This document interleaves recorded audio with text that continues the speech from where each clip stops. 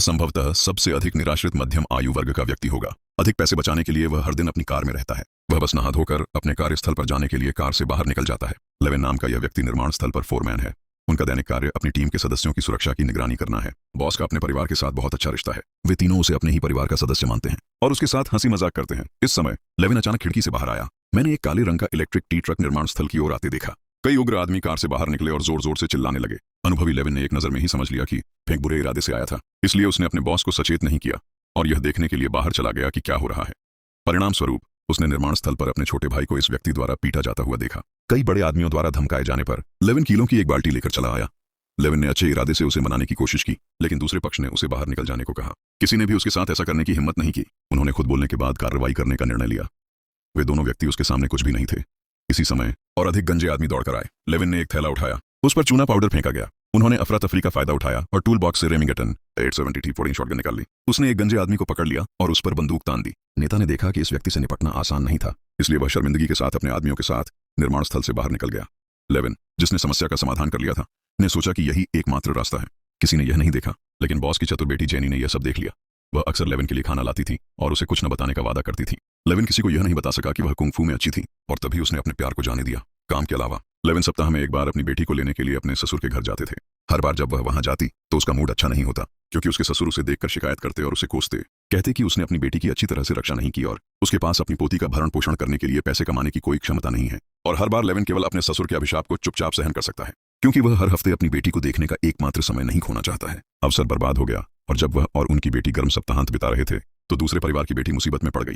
पता चला कि लेविन के बॉस अपनी पढ़ाई समाप्त होने का जश्न मनाने के लिए उनकी बेटी जेनी अपनी कुछ सबसे अच्छी सहेलियों के साथ डांस हॉल में पूरी रात पार्टी करने गई और कुछ खूबसूरत लड़कियां खूब मौज मस्ती कर रही थीं। उन्हें इस बात का अंदाजा नहीं था कि एक पुरुष और एक महिला चुपके से अपने मोबाइल फोन से इन लड़कियों की तस्वीरें ले रहे थे और उनके ग्राहक ने इनमें से सबसे सुंदर लड़की को चुन लिया। जेनी, युवा लड़कियों की तस्करी की एक भयावह योजना शुरू होने वाली है। जेनी और कई अन्य लड़कियां खेलते खेलते थक जाती हैं और बार में आ जाती हैं। बारटेंडर उनके लिए व्यवस्था करता है।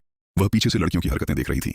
जब जेनी बाथरूम में गई तो उसने तुरंत बाहर इंतजार कर रहे पुरुषों और महिलाओं को संदेश भेजा। जानकारी के अनुसार जेनी अभी बाथरूम से बाहर आई ही थी कि एक आदमी अचानक आया और उसके मुंह और नाक को पैच से ढक दिया और फिर उसे जबरन कार से बांध दिया और उसे ले गया। सोमवार को लेविन हमेशा की तरह निर्माण स्थल पर काम करने आया। उन्होंने देखा कि 2 पुलिसकर्मी कार्यालय से बाहर निकल रहे हैं। ये समझ में नहीं आ रहा था कि क्या हो रहा है, इसलिए वह जांच करने के लिए अंदर गया। बॉस और उसकी पत्नी चिंतित थे। तभी उसे पता चला कि जेनी सप्ताहांत में गायब हो गई थी और 2 दिनों से उसका कोई पता नहीं चला था। बॉस को पता था कि ब्रिटिश पुलिस वे मूलतः गुमशुदा व्यक्तियों के मामलों की देखभाल नहीं करते। उनकी बेटी खतरे में है। बॉस वास्तव में लेविन से अपनी बेटी को ढूंढने में मदद करने के लिए कहता है। बॉस होने के नाते वह जानते थे कि लेविन एक सेवानिवृत्त रॉयल मरीन था। वह वास्तव में जानता था कि लेविन में बहुत सारे कौशल हैं, लेकिन लेविन शर्मिंदा था। उसने इनकार कर दिया क्योंकि अब वह सैनिक नहीं था, वह अब एक साधारण व्यक्ति था। लेविन को बॉस और उसकी पत्नी ने मना कर दिया। यह देखकर वह जल्दी से वहां से चला गया। उन्होंने एक बड़ा बैग निकाला जिसमें बैंक नोटों की कई मोटी गड्डियां थीं। वे लेविन से मदद मांगने के लिए अपनी सारी बचत निकालने को तैयार थे। यह देखकर लेविन तुरंत खड़ा हो गया। उसके लिए पैसे स्वीकार करना और भी असंभव था। लेविन के लिए दुखी माता पिता की जोड़ी को अस्वीकार करना बहुत कठिन था। यह तो छोड़िए कि वे उसके मित्र भी थे। वह उदास था। वह कार चलाकर उपनगरों की ओर चला गया, लेकिन जैसे ही वह कार से बाहर निकला एक तीर लगभग उसके सिर में जा लगा। पता चला कि उनके पुराने साथी अंकल की आंग यहीं रहते थे। युद्ध के मैदान में अपनी दोनों आंखें खो देने वाले दाढ़ी वाले व्यक्ति लेविन ने उदास होकर अंकल गन को इस घटना के बारे में बताया। वह वास्तव में जेनी की सुरक्षा के बारे में चिंतित था, क्योंकि उसने उसकी रक्षा करने का वादा किया, लेकिन उसे डर था कि इससे उसका और उसकी बेटी का शांतिपूर्ण जीवन नष्ट हो जाएगा। अंकल गन को पता था कि इस बूढ़े साथी के पास वास्तव में वह अपना निर्णय और अधिक दृढ़ करने के लिए यहाँ आए थे। आखिरकार दूसरों के लिए न्याय कायम रखने की कीमत तो चुकानी ही पड़ती है। जब वह जेनी के घर आया तो उसने फिर से उसके दुखी पिता को देखा। उनके लिए उनकी पत्नी की अवसाद से मृत्यु के बाद यह दयालु दंपति ही था जिसने उसकी पत्नी ने उसे अपने साथ ले लिया और नौकरी दे दी। शायद अब उसकी दयालुता का बदला चुकाने का समय आ गया है। लेविन ने अभिनय करना शुरू कर दिया। एक सैनिक के लिए पहला कदम हमेशा टोही और उपयोगी जानकारी एकत्र करना होता है। उसने उस बार को ढूंढ निकाला जहां जेनी उस रात थी जब वह गायब हो गई थी और उसने बारटेंडर को निशाना बनाया, क्योंकि उसने पाया कि बारटेंडर गुप्त रूप से सफेद आटा बेच रहा था। वह बार के पीछे बाथरूम में गया और एक पाया पर्ल। ऐसा लगता है कि जेनी को यहीं ले जाया गया था। जब देर रात बार बंद हुआ, लेविन बारटेंडर के पीछे पीछे उसके घर चला गया और शराब पी रहा था। धुआं उगलते बारटेंडर ने अचानक देखा कि कोई घर में घुस रहा है। वह अपनी बंदूक पकड़ने ही वाला था, लेकिन उसने देखा कि लेविन के हाथ में मैगपुल हैंडगार्ड और छोटी बैरल थी। Remington 870 line gun. एक पल के लिए जल्दबाजी में काम करने की हिम्मत नहीं हुई। लेविन सीधे मुद्दे पर गया और जेनी की तस्वीर निकाली। बारटेंडर से लड़की को लाने के लिए कहा। कहाँ गया? लेकिन बारटेंडर ने पागल होने का नाटक किया और यह स्वीकार नहीं किया कि उसका उसके साथ कोई संबंध था। यह देखकर कि दूसरा पक्ष जिद्दी है, लेविन केवल वही चाल चल सकता था जो उसने अफगानिस्तान में अपनाई थी।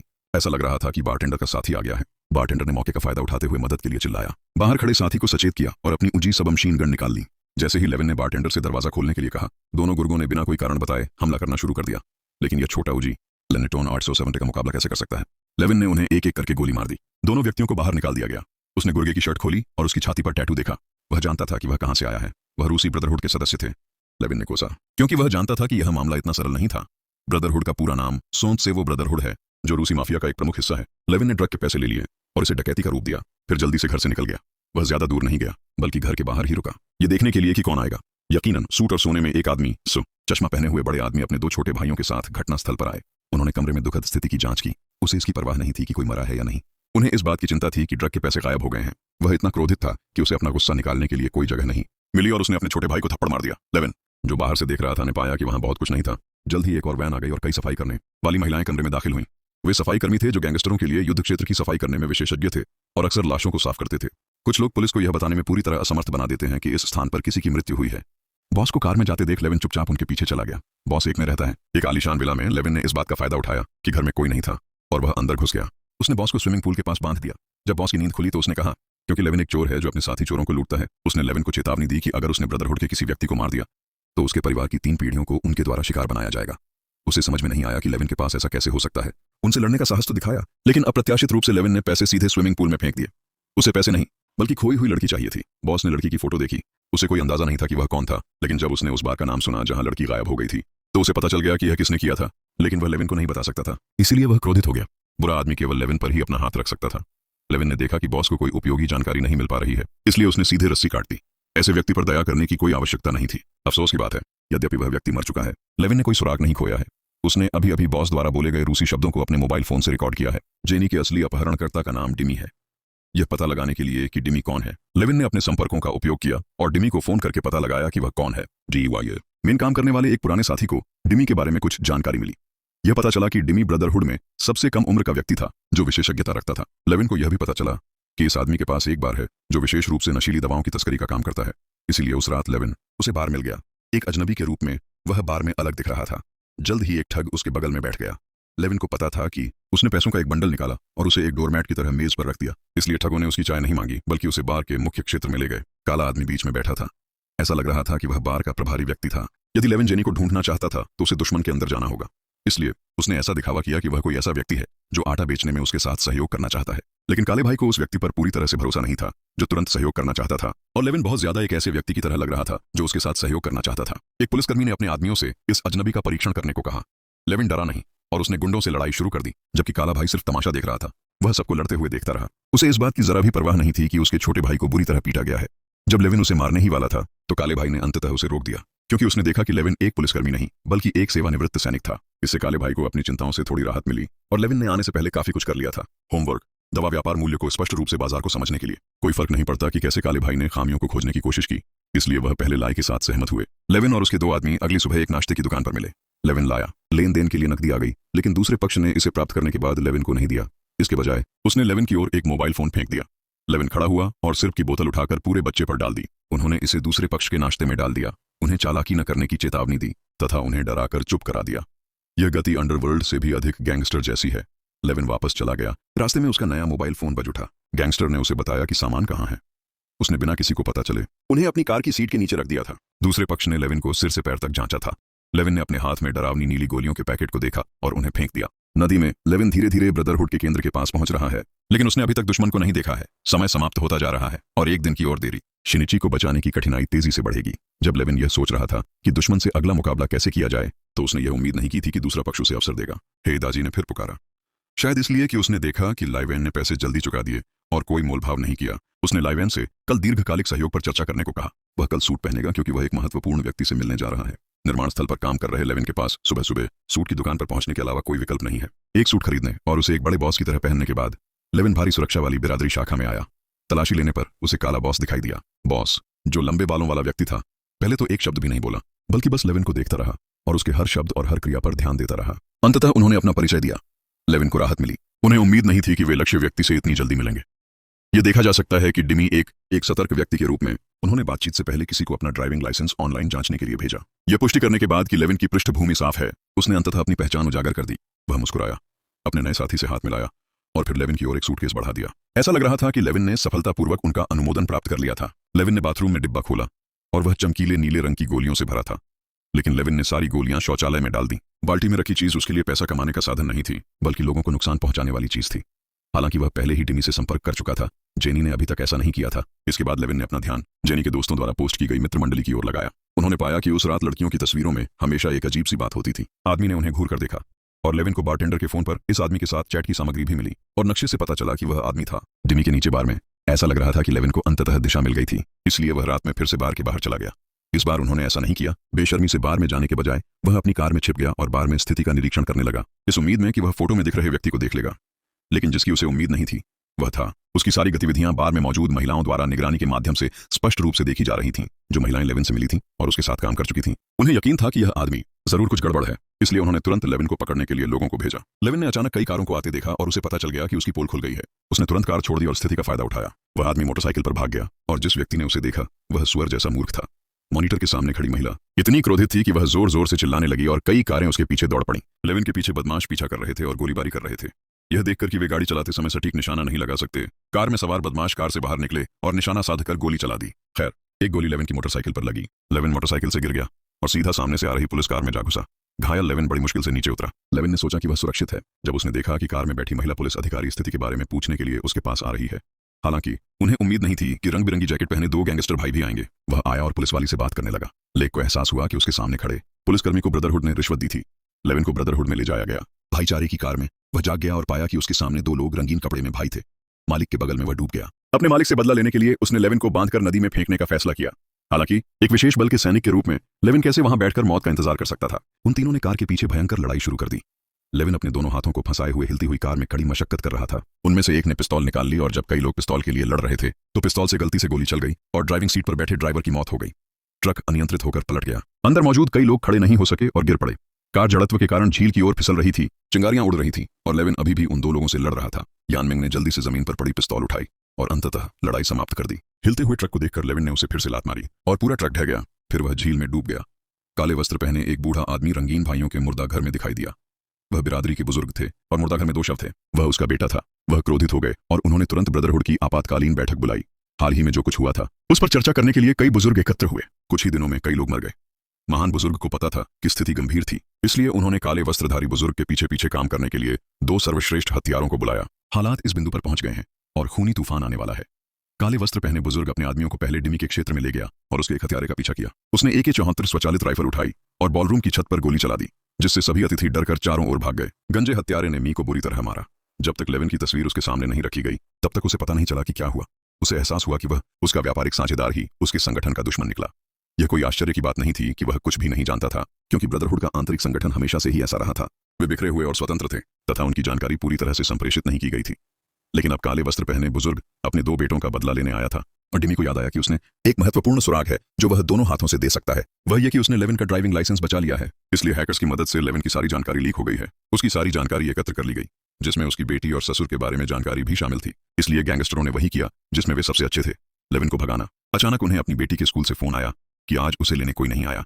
इसके बाद लेविन अपनी बेटी को लेने के लिए स्कूल गए। जब वह अपने ससुर के घर वापस पहुंचा तो उसने पाया कि हवेली पहले ही आग की चपेट में आ चुकी थी। लेविन को पता था कि कुछ गड़बड़ है और वह लोगों को बचाने के लिए दौड़ पड़ा। उसने अपने ससुर को जमीन पर मरते हुए देखा और उन्हें पीठ पर लाद कर आग से बाहर भागा। यही कारण है कि लेविन पहले तो अपने बॉस की बेटी को बचाने में मदद करने से हिचकिचा रहा था। दूसरों के लिए न्याय कायम रखना गलत नहीं है, लेकिन इसके लिए उचित कीमत चुकाने का साहस भी चाहिए, जिसे हर कोई वहन नहीं कर सकता। अपनी बेटी को किसी भी नुकसान से बचाने के लिए लेविन ने उसे अंकल गन के घर भेज दिया, जो उसके दिमाग में एकमात्र सबसे सुरक्षित जगह थी। अंकल गन को पता था कि उनके भाई उनमें भयंकर युद्ध होने वाला था और उसने सोचा कि वह थोड़ी मदद कर सकता है। पता चला कि उसके केबिन में एक छोटा सा हथियार छिपा हुआ था। पुस्तकालय में सभी प्रकार के शक्तिशाली आग्नेयास्त्र हैं, लेकिन अंकल गन ने लेविन को केवल एक बंदूक की सिफारिश की, जिसे उन्होंने सर्वनाश के 4 घुड़सवारों में से एक कहा। बड़ा हथियार M14 राइफल। यह बंदूक थर्मल इमेजिंग स्कोप, रेत छलावरण पेंट और साइलेंसर से लैस है। यह लंबी दूरी और छोटी दूरी दोनों के युद्ध के लिए उपयुक्त लड़ाकू हथियार है। जाने से पहले लेख ने अपनी बेटी को अपनी पुरानी सैन्य वर्दी से राष्ट्रीय ध्वज टैग सुरक्षित रखने के लिए दे दिया। उस आदमी ने अपनी बेटी को कसकर गले लगा लिया। मेरी प्यारी बेटी। अब वह किसी और की बेटी को बचाने जा रहा है।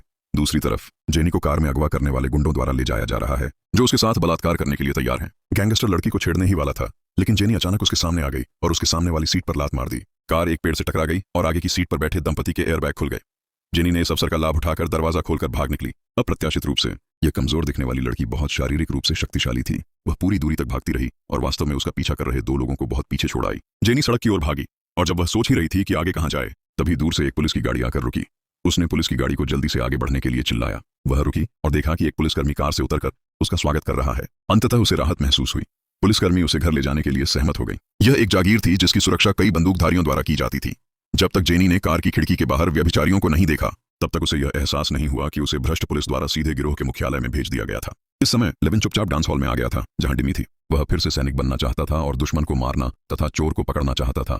उसने एक खंजर का इस्तेमाल किया। उन्होंने आसानी से 3 दुश्मनों को मार गिराया। फिर साइलेंसर वाली अपोलो 11 पिस्तौल निकाली और दुश्मन को नजदीक से गोली मार दी, जिससे उनकी मौत हो गई। सभी दुश्मनों के चले जाने के बाद लेविन डिमी के सामने खड़ा हो गया।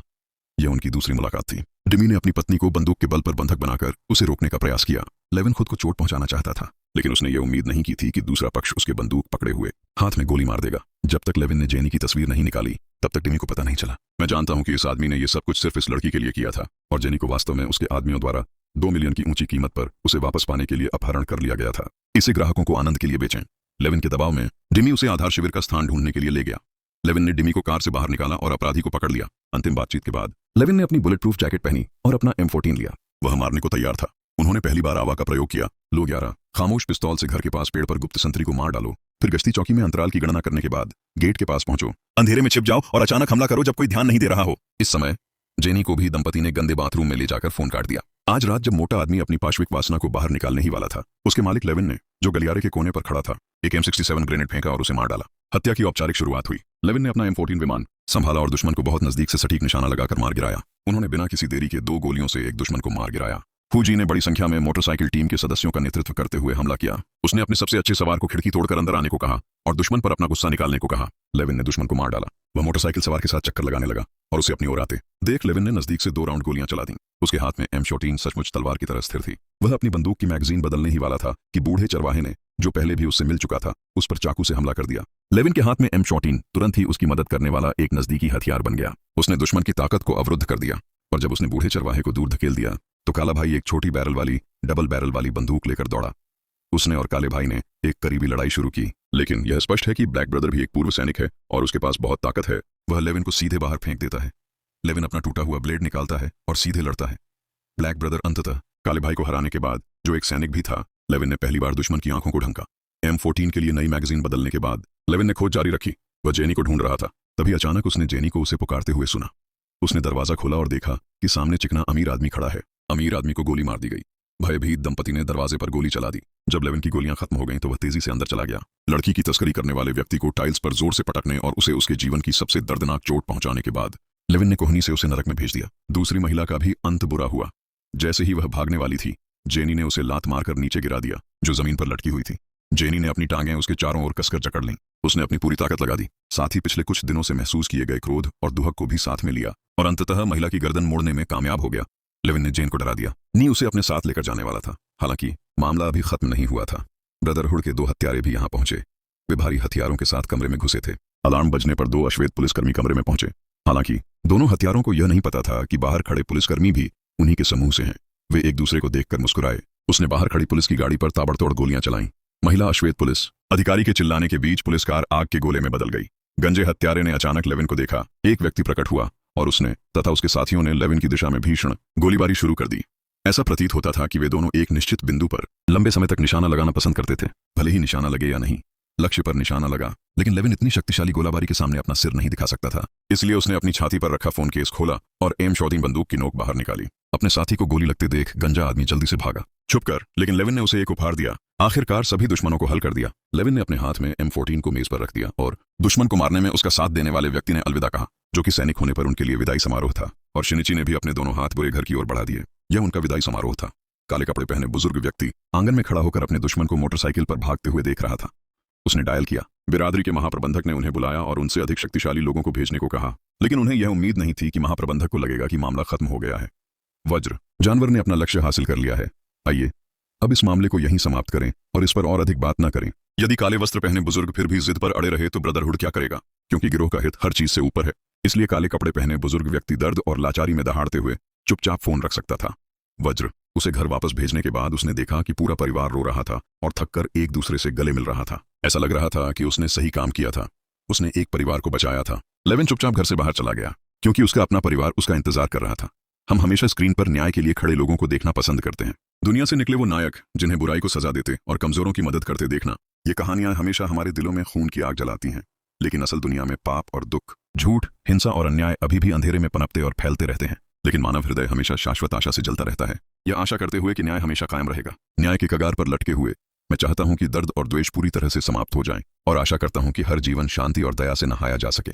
भले ही यह सिर्फ एक आदर्श हो, हम अभी भी विश्वास करने और इंतजार करने को तैयार हैं।